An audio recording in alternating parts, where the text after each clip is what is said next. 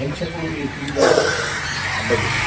तर मला वाटतं कुठेतरी कुटुंबाला न्याय देण्याचा निश्चित विचार केला जाईल असं मग टेक्निकली दृष्ट्या जे असेल ते तर बसवावंच लागेल, पण त्याच्यातून मार्ग काढायला पवार काढला आहे.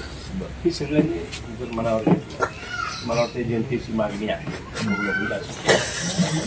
खोसकर साहेब, आपण या ठिकाणी आलेला आहात. खोसकर साहेब,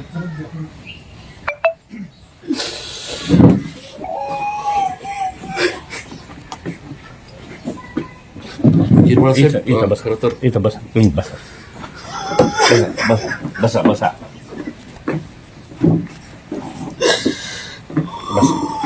बसा बसा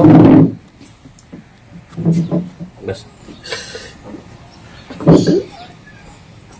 बस. साहेब, ह्याच भावना किंवा अशाच पद्धतीची एक अश्रूंचा बाण जो आहे तो सगळ्यांनाच फुटलेला आहे. या सगळ्या परिस्थितीमध्ये दोन्ही राष्ट्रवादी एकत्र येतील असं वाटतंय का? त्यासाठी आपण वैयक्तिक प्रयत्न करणार.